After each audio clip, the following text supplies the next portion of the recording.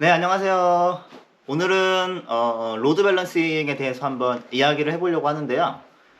이름에서 알 수 있듯이 이제 굉장히 직관적인 이름이죠. 로드를 밸런싱한다라는 개념이고, 여기서 말하는 로드라고 한다면 이제 서버가 받는 트래픽을 의미한다고 보시면 될 것 같아요. 그래서 이런 트래픽들을 잘 밸런싱해서 우리의 서버들한테 골고루 분산시켜주는 어떤 모듈을 로드 밸런서라고 부른다고 보시면 될 것 같습니다. 그럼 좀 더 개념을 정확히 설명을 드리기 위해서 예시를 하나 들어보면은, 여러분이 어떤 이제 서비스를 런칭을 했다고 이제 할게요. 처음에는 당연히 서비스가 있는지도 모를 테니까 이제 유저가 굉장히 적겠죠. 그래서 이제 1초에 뭐 한 명의 유저 정도만 쓴다고 가정을 해보면, 여러분의 어플리케이션 서버 입장에서는 이제 1초에 한 개의 리퀘스트만 소화를 하면 되겠죠. 굉장히 해피한 상황입니다. 그런데 만약에 이 유저의 쿼리 개수가 1초에 들어오는 쿼리 개수가 1000개, 10,000개 이렇게 늘어난다고 생각을 한번 해보세요. 이런 경우에 여러분이 과연 어플리케이션 서버 한 대만 가지고 여러분의 서비스를 장애 없이 계속 서빙을 할 수 있을까요? 뭐 경우에 따라서 가능할 수도 있겠지만 쉽지는 않겠죠. 뭐 여차저차 한다고 해봅시다. 이번에는 이 서비스가 진짜 유명해져서 1000명, 10,000명이 아니라 진짜 수천만 명, 몇억 명의 사람들이 쓰는 서비스가 된다고 생각을 해보세요. 과연 이 서비스를 한 대의 어플리케이션 서버로 감당할 수 있으시겠습니까? 네, 힘들겠죠. 이렇게 어떤 트래픽이 늘어났을 때 우리가 선택할 수 있는 방법은 두 가지가 있어요. 첫 번째는 vertical scale up, 두 번째는 horizontal scale out입니다. 이게 뭐냐면 scale up 같은 경우는 우리가 가지고 있는 서버 자체의 퍼포먼스를 늘리는 방법이에요.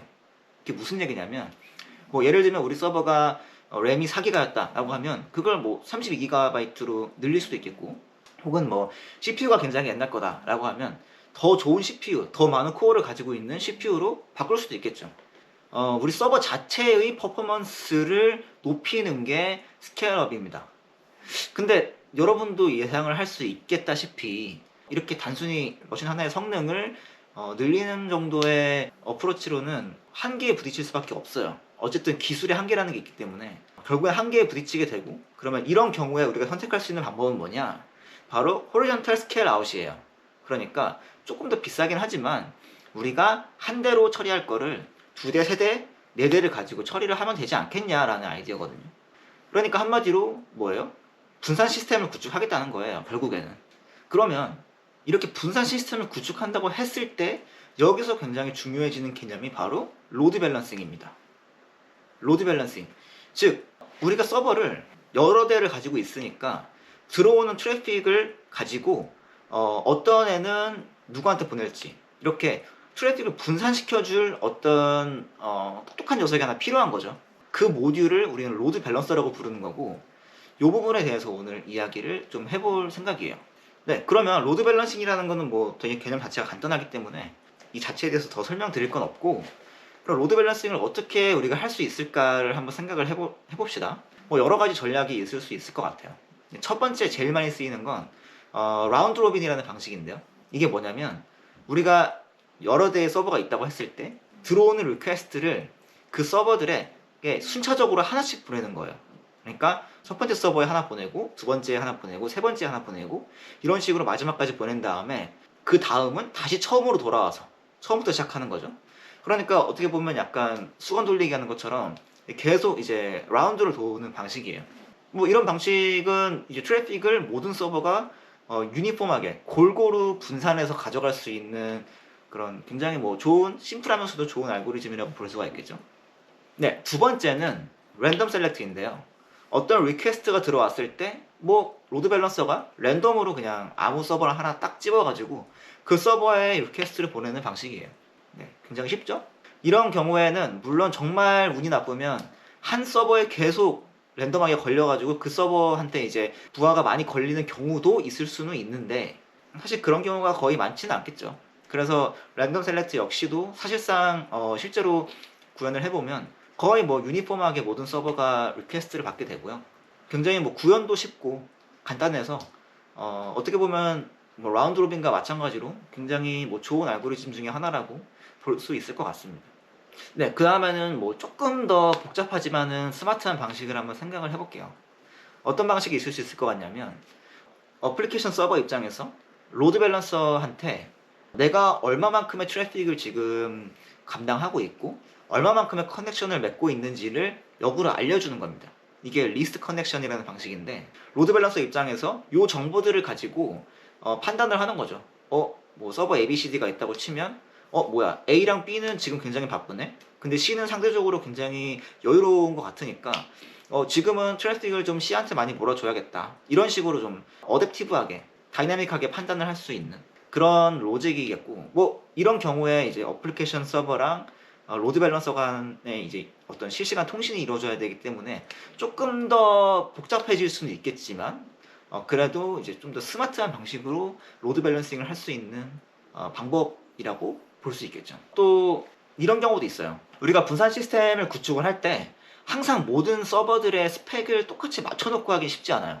그렇다 보니까 어떤 서버는 굉장히 퍼포먼스가 좋은, 그러니까 성능이 좋은 그런 서버고, 어떤 서버는 뭐 상대적으로 뭐 램도 딸리고 CPU도 좀 딸리고 성능이 좀 안 좋을 수가 있겠죠.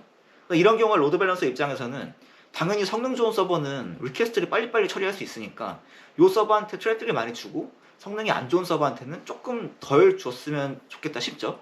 이게 왜 중요하냐면, 로드 밸런서 입장에서 이런 성능 차이를 고려하지 않고 성능이 떨어지는 서버한테 많은 트래픽을 몰아주게 되면 그 서버가 그 부하를 감당하지 못해서 죽을 수가 있어요. 그렇게 되면 어떻게 돼요? 그 서버가 조금이라도 처리하던 트래픽조차도 처리를 못하게 되기 때문에, 그럼 다른 서버들의 입장에서 부담이 더 커지죠. 그러면 그 늘어난 부담 때문에 그나마 잘 견디고 있던 다른 서버도 또 죽을 수가 있어요. 그런 식으로 되면 또 부담이 커지죠. 그런 식으로 뭔가 연쇄적으로 모든 서버가 죽을 수가 있거든요. 이렇게 모든 서버가 차례차례 죽는 대참사를 방지하기 위해서 우리가 충분히 이런 부분 역시 고려를 해서 로드 밸런싱을 할 필요는 있어요. 그렇다 보니까 미리 어떤 서버들의 스펙을 계산을 해서 레이시오를 미리 정해주는 거죠. 가중치를. 성능이 좋은 서버한테는 뭐 레이시오를 뭐 0.7, 0.8 이렇게 부여를 해서 대부분의 트래픽을 그쪽으로 몰고, 이제 성능이 안 좋은 애들한테는 작은 트래픽만 준다든지 그런 방법으로 분산 처리를 할 수도 있습니다. 그러니까 여기서 사실은 분산 시스템을 구축할 때의 팁 같은 게 나오는 건데요. 이런 식으로 뭐 스펙이 다른 서버들을 가지고 분산 시스템을 구축을 하면 이런 부분들을 또 고려를 다 해야 돼요. 그래서 현실적으로는 같은 스펙의 서버들을 가지고 분산 시스템을 구축하는 게 쉽지 않지만, 사실은 분산 시스템 구축하는 그 서버들의 스펙을 모두 다 맞춰 놓는 게 시스템 엔지니어 입장에서는 고민할 거리를 많이 줄여준다. 그래서 할 수 있으면 그렇게 하는 것이 좋다는, 살짝 얘기가 다른 데로 샜지만 이런 얘기도 한번 해 드릴 수 있을 것 같아요. 네, 그럼 다시 얘기로 돌아와서 이렇게 뭐 여러 가지 전략을 가지고 로드 밸런싱을 수행을 할 수가 있어요. 그러면 그럼 그 다음에 좀 궁금해지는 건, 로드 밸런싱을 그러면 어떻게 구현 혹은 구축할 수가 있냐거든요. 자, 여기에는 이제 두 가지 방식이 있습니다. 첫 번째로는 소프트웨어적인 방식이 있고, 두 번째로는 이제 하드웨어적인 방식이 있어요.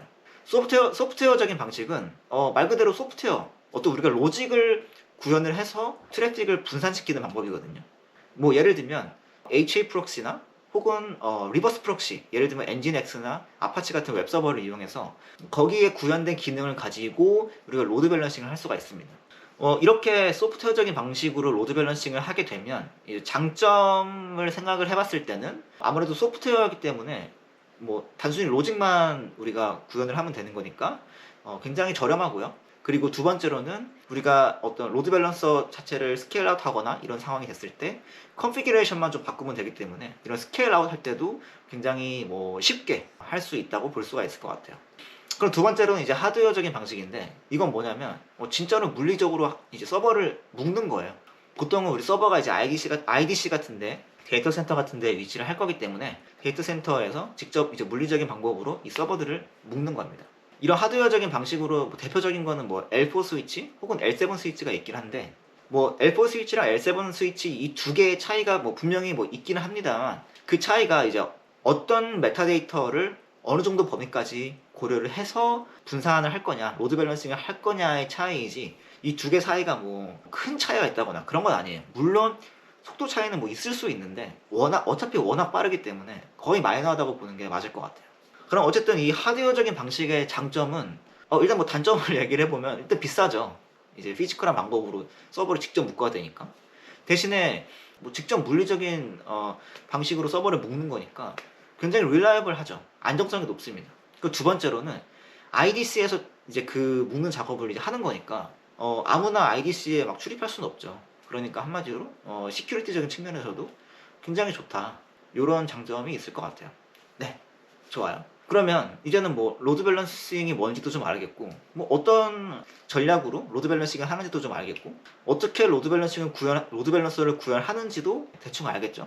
그런데 여기서 또 하나 좀 생각을 해봐야 되는 게, 우리가 이제 우리 어플리케이션 서버들을 여러 개로 이제 스케일 아웃을 해서 대용량 트래픽을 받을 수 있게 시스템을 구축을 했어요. 그런데 결국 이 대용량 트래픽을 분산시켜주는 모듈은 로드 밸런서잖아요. 그럼 만약에 이 로드 밸런서가 죽으면 어떻게 되죠? 네, 로드 밸런서가 죽으면 우리 서비스도 죽는 거예요. 이런 경우를 이렇게 전체 시스템에서 특정 포인트에서 페일리어가 났을 경우에 전체 시스템이 전체가 다운되는 경우를 싱글 포인트 오브 페일리어, 즉 SPOF라고 부릅니다. 우리가 만약에 로드 밸런서를 한 서버에만 구축을 해서 이렇게 서비스를 하게 되면 우리가 뒤쪽에 아무리 좋은 방식으로 분산 시스템을 구축해 놓는다고 쳐도 이 로드 밸런서만 죽으면 모든 서비스가 다운되는 상황이죠. 따라서 이 로드 밸런서 자체도 사실은 스케일 아웃을 할 필요가 있습니다. 뭐 이거 역시 방법이 여러 가지가 있을 수 있는데, 뭐 예를 들면 로드 밸런서를 하나만 쓰는 게 아니라 마스터 슬레이브 방식을 구축을 해서 마스터가 항상 일을 하되 여벌로 뭐 한두 개 정도 더 가지고 있는 거죠. 그래서 만약에 마스터가 어떤 예상치 못한 이유로 서버가 죽는 경우에 이 슬레이브를 바로 마스터로 임명을 시켜서 서비스는 계속 이어갈 수 있게, 이 슬레이브가 이제 마스터가 되는 거죠. 서비스는 계속 이어갈 수 있게 그런 식으로 시스템을 구축을 할 수도 있겠죠. 이렇게 레플리케이션을 통한 이제 어베일러빌리티를 확보하는 이런 전략 같은 경우는 제가 이제 다른 동영상에서 한 번 더 다루긴 해야 될 것 같아요. 어쨌든 이제 숙지를 하고 계시면 좋은 컨셉은 뭐냐면, 이 로드 밸런서 역시도 싱글 포인트 오브 페일리어를 피하기 위해서는 여러 개로 스케일 아웃을 할 필요가 있는 모듈이다 라는 정도의 개념을 확실히 알고 계시면 될 것 같습니다. 네, 사실 뭐 로드 밸런싱 자체는 굉장히 뭐 어려운 개념이라든지 그런 건 아니에요. 굉장히 직관적인 개념이고, 하지만 우리가 어떤 분산 시스템을 구축할 때는 이 로드 밸런서만큼은 진짜 거의 무조건 들어간다고 봐도 과언이 아니거든요. 그만큼 중요한 모듈이고 유저의 리퀘스트를 받는 우리 시스템에서 가장 앞부분에 있는 그런 레이어이기 때문에 이런 부분에 있어서는 이제 개념을 조금 더 확실히 가지고 계시는 게 굉장히 좋을 것 같습니다. 네, 오늘 제가 준비한 건 여기까지고요. 혹시 오늘 준비한 영상이 재밌으셨다면 좋아요랑 구독 한 번씩 눌러주시고 다음에 좀 더 재밌는 주제로 또 찾아뵙도록 하겠습니다. 안녕.